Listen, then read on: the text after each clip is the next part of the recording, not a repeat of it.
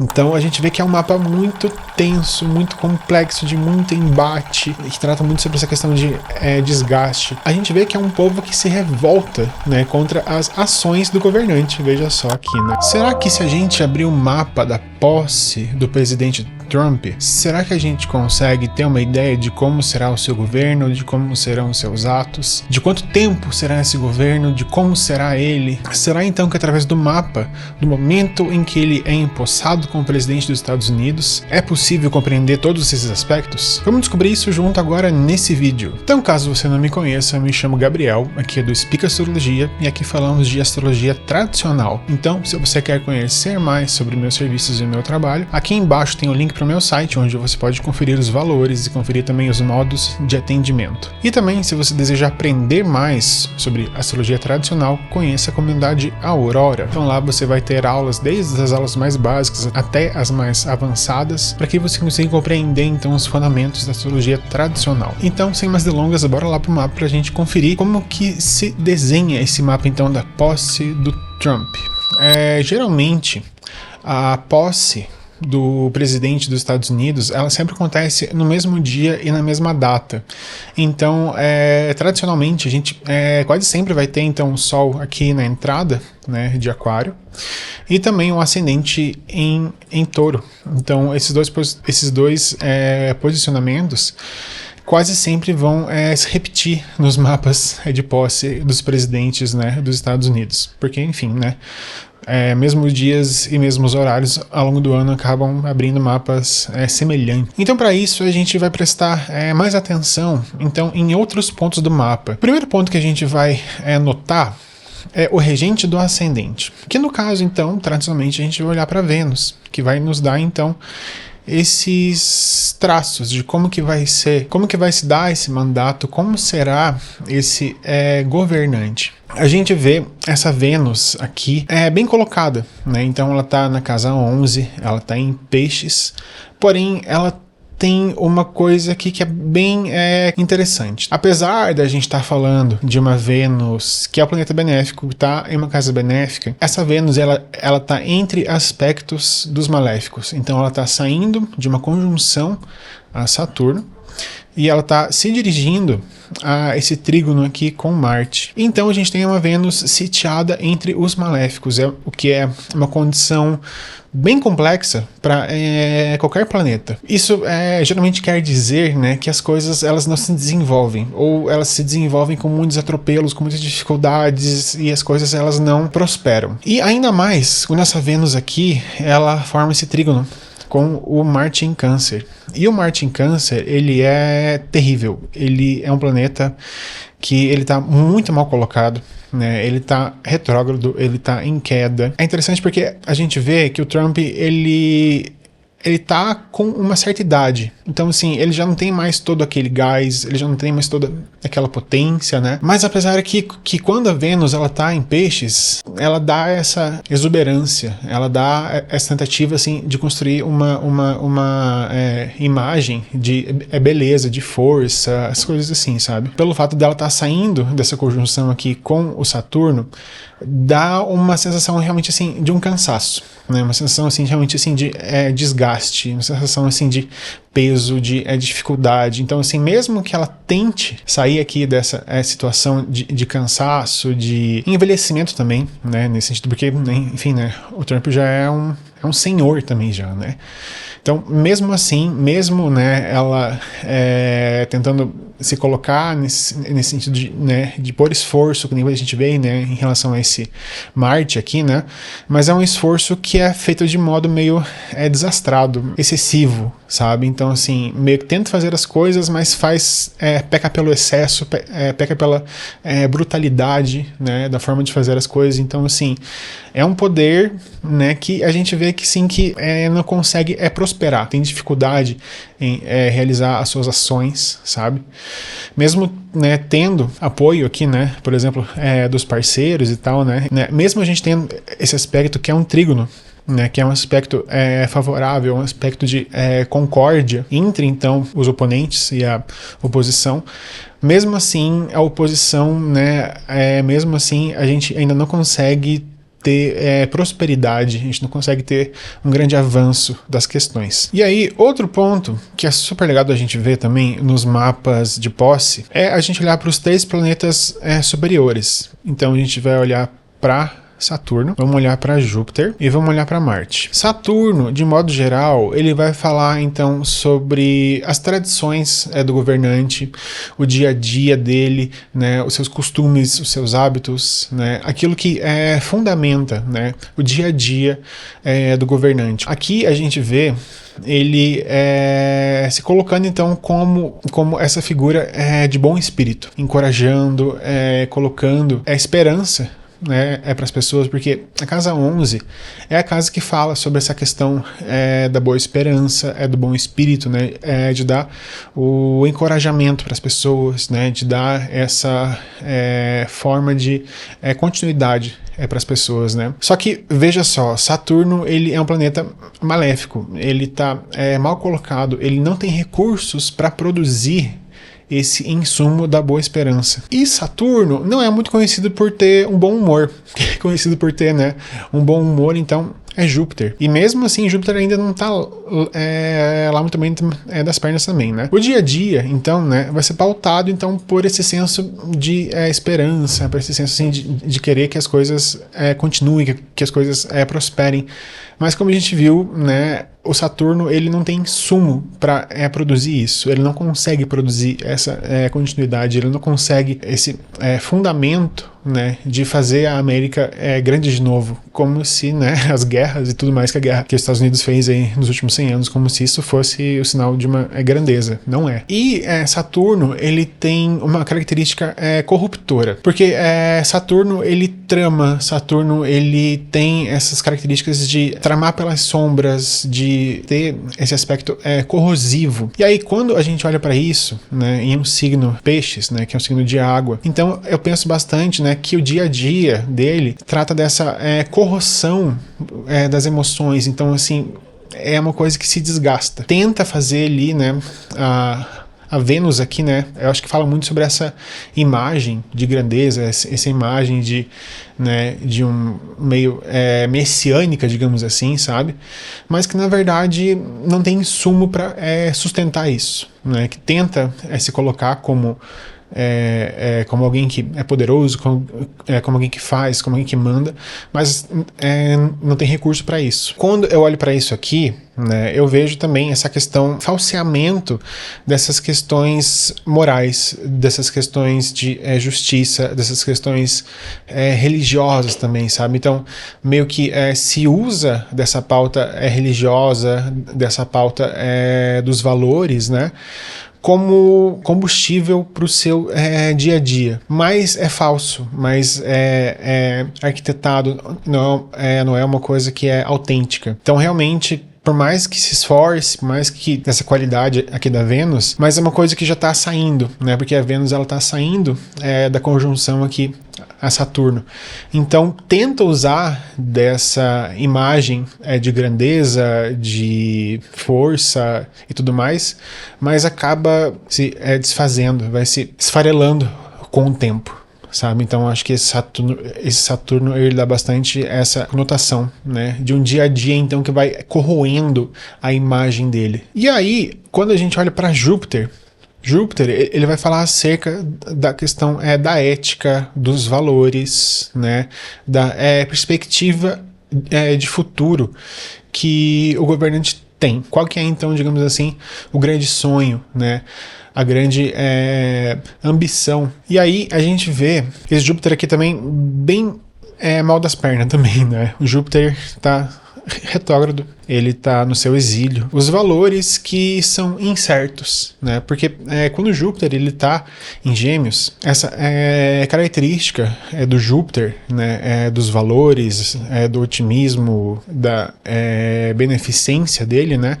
Isso oscila, isso não é não é fonte de algo confiável. Então, quando a gente olha para isso, a gente vê que os valores do seu governo, digamos assim, são oscilantes. Esse Júpiter aqui, ele está sendo disposto por esse Mercúrio aqui de casa 9 em Capricórnio. E Mercúrio também, por sua vez, ele rege a casa 5. Ele também rege aqui a casa 2. A casa 5 fala do mercado financeiro, claro, entre outras questões como um todo, né?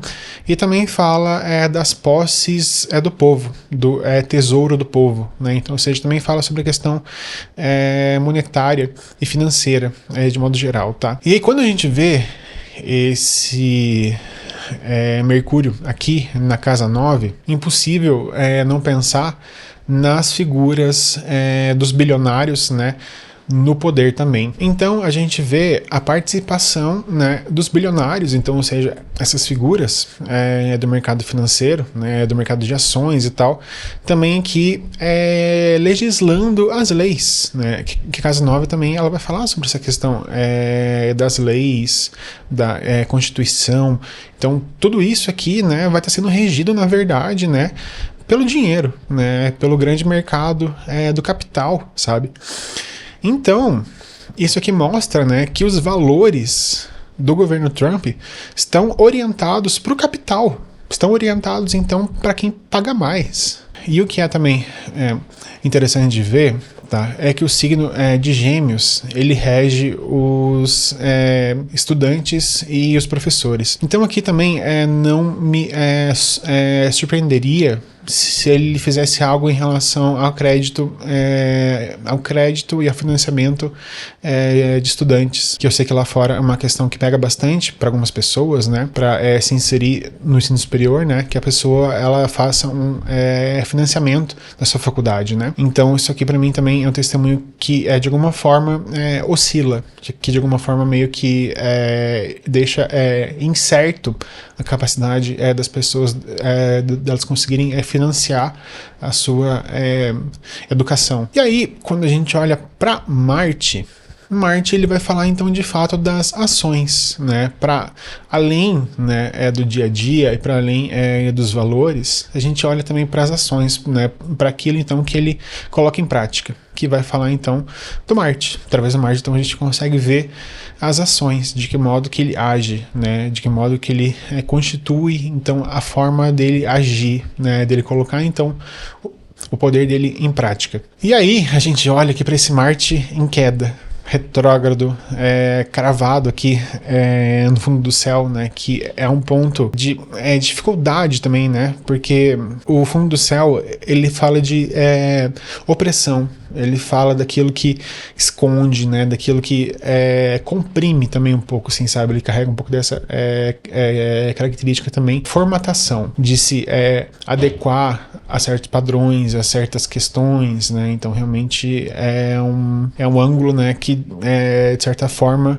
também traz um pouco desse sentido de um legado. A ação, então, do governo se pauta, então, pelo legado, por aquilo que ele quer deixar de lembrança, por aquilo que ele quer deixar como uma marca do seu governo, sabe? Então, a ação dele é muito pautada por essa motivação. Só que, assim, os modos como isso se dá, né, são modos brutos, são modos violentos, mas de maneira desmedida.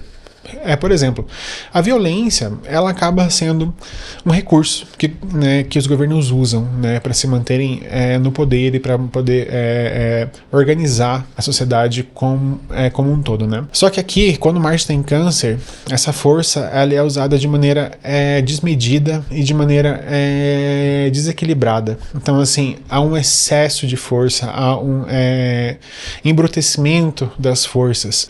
Tem alguns vídeos de outros astrólogos, né, que associam, por exemplo, né, esse posicionamento aqui com o sentido da militarização das polícias dos Estados Unidos, né, porque lá fora a polícia ela não tem o poder militar como a gente tem aqui no Brasil.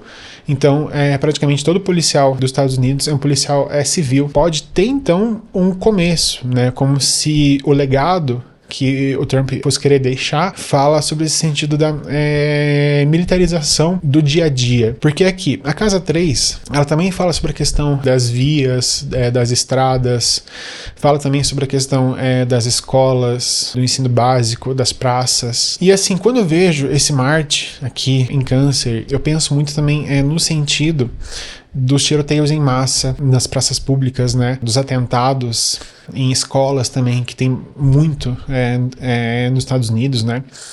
A questão também do armamento da população também é uma questão que pode pegar bastante no governo. Essa característica bélica, digamos assim, né? É uma forma que o governo busca agir, né? Então ele busca agir de forma muito bélica, muito militarizada. Então, de certa forma, também nos acende aí um sinal de alerta, né? Porque nunca é positivo, né, a gente ter mais armas disponíveis, né? Porque, enfim, é uma questão que já é sabida, né? Que quanto mais armas a gente tem em circulação, mais acidentes a gente tem, mais assassinatos a gente tem. Então realmente não é uma coisa que é favorável. E aí também, né, a gente vai olhar para a Lua. A Lua, ela vai falar de que modo a população, de modo geral, experiencia esse governo. E aí a gente vê a Lua na casa 6, uma Lua bem debilitada, né, pelo fato de que ela tá em uma casa que é maléfica. E a Lua também, ela acabou de entrar na Via Combusta, que é uma região onde a Lua ela se sente desconfortável. Que essa Via Combusta, ela se estende aqui de 15 de Libra até 15 Escorpião. Então essa Via Combusta aqui é uma região do zodíaco onde a Lua fica bastante desconfortável. É o povo, então, né, sendo afligido, então, né, pelas questões pautadas pelas questões de trabalho, principalmente leis trabalhistas, pelo fato que a gente vê aqui, né, uma Lua em Libra, né, então questões de direitos trabalhistas, né, e é um povo que aqui a gente vê, né, que é um povo cansado. A casa 6 fala sobre essa questão de cansaço, de doenças físicas, né, então a questão também da saúde pública, infraestrutura para a população de modo geral, né? E aí, quando a gente vê os aspectos da Lua, né, a gente vê que a Lua ela se separa da quadratura a Mercúrio aqui. E aí a Lua aqui também tem a sua debilidade. Aqui também a Lua tem a sua seu exílio. A gente pode pensar também na questão migratória. A Casa Nova também fala em relação a viagens. Então é um povo, né, que não consegue entrar nos Estados Unidos. Então isso aqui também sobre a questão de passaportes, sobre essa questão da imigração, sendo, né, uma questão de bloqueio, uma questão de fechamento em relação às fronteiras, né, também. E aí a Lua, na sequência, a Lua ela se dirige também para uma outra quadratura. Então, ou seja, veja, né, como o povo experiencia esse governo de maneira tensa, de maneira combativa, porque a quadratura é um aspecto de Marte, né, e fala justamente sobre isso, sobre o embate, sobre sobre essa questão bélica, sobre essa questão de disputas, de intrigas, de brigas, explosões, de tiroteio. Então, né, Marte é o que dá porrada no zodíaco, né?